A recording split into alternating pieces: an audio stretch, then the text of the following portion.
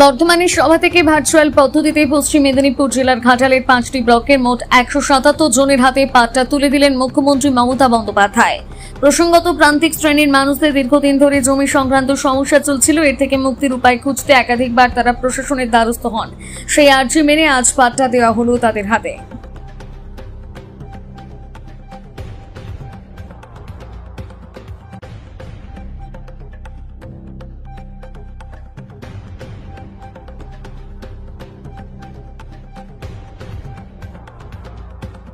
ওখানে থাকছে এবং একই সঙ্গে মুখ্যমন্ত্রীর একটি শুভেচ্ছা বার্তা আমরা সেই ফোল্ডারের মধ্যে দিয়ে দিয়েছি।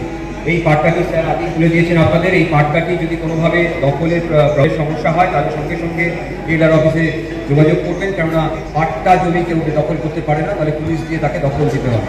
আর দুই হচ্ছে এই পাট্টা আপনারা বংশানুক্রমিকভাবে এটা উপভোগ করতে। 5টি ব্লক মিলিয়ে আজকে 177 জন মানুষের হাতে পাট্টা তুলে দেওয়া হলো।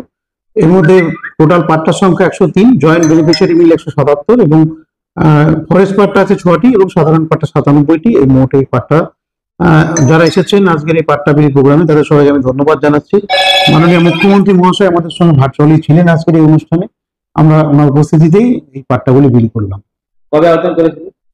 এরা আবেদন করেছে 2-3 মাস আগে।